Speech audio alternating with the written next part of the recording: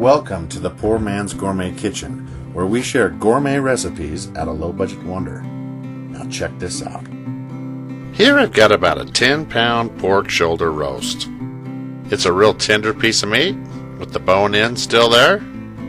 I'm also going to go ahead and leave the skin on, too. And anyone that tells you that you need to remove those two things is crazy. Now, you've probably never seen a marinade for this recipe before, but I start with chipotle peppers and adobo sauce, sweetened condensed milk. I know that sounds crazy, but it's going to work, trust me. Ground cumin, dried Mexican oregano, ground clove, salt and pepper, and some garlic-infused canola oil. I just make this myself, but if you want, you can just add the oil and garlic cloves separately. Now just blend these ingredients together for about 10 or 15 seconds. Now normally carnitas is bathed in lard and cooked for hours on the stove. These ingredients are normally added towards the end of the recipe. But my recipe is baked and we're going to need it as a marinade rub instead. So you can see here the consistency is real pasty, and that's going to help us stick to the roast. All you got to do is just pour that right over the top, scrape out every last drop, and then I highly recommend slapping on a rubber glove because that chipotle pepper will burn your skin.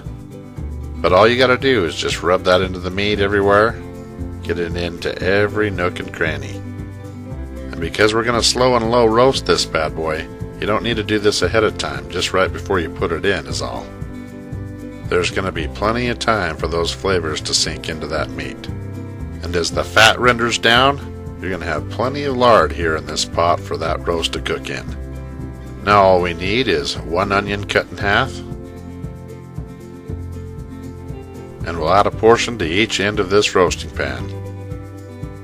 Throw the lid on and take it straight to the oven. And I'm going to bake this at 200 degrees Fahrenheit for 12 hours. And this is what it should look like when it's finished.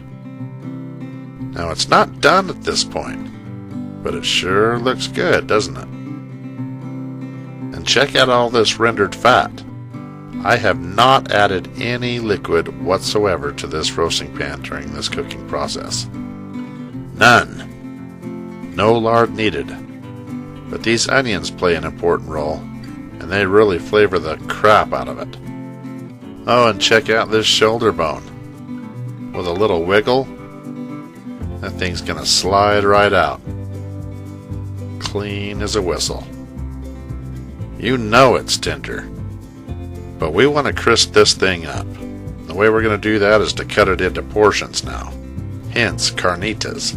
Definition, little meats. Even in Mexico, it's not done at the beginning of the recipe. It's done at the end.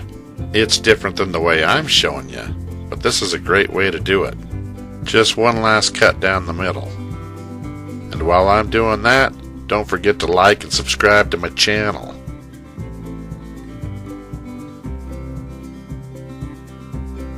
Now it's simple. You just want to spread these out, flip them over, and expose the pink side. Get them ready for our last ingredients. Orange juice and Coca-Cola.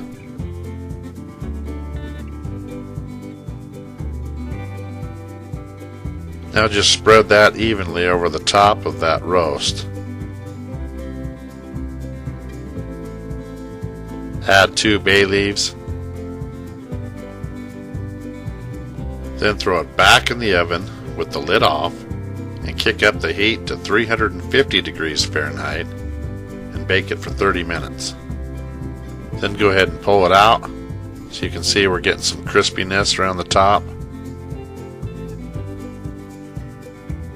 Now all you've got to do is flip every one of those pieces over again. And you want to repeat this process. It only takes a few minutes to flip over every piece, make sure everything's getting its right crisp. Just throw it back in the oven for the same time and temp. And after the second time it should look something like this. Doesn't get much better than that, but it does. Wait till I start loading it into tacos. But first you want to separate the meat from the mix.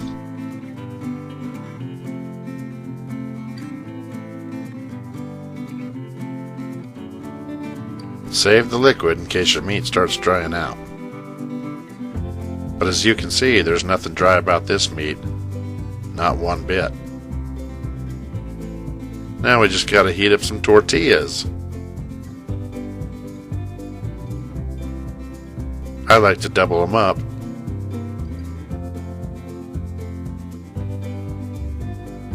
Now here's what you see at the taco stands.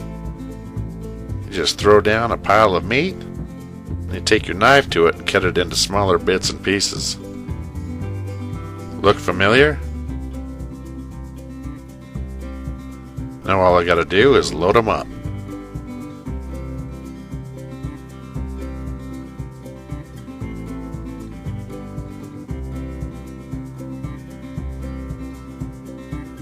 I like green onion as opposed to white, but you add what you want.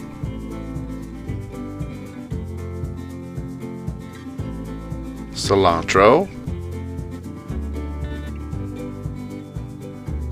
And of course some salsa verde.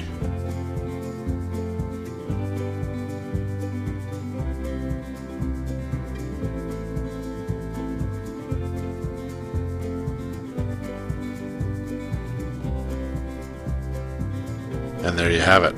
Carnitas, right here in the Poor Man's Gourmet Kitchen.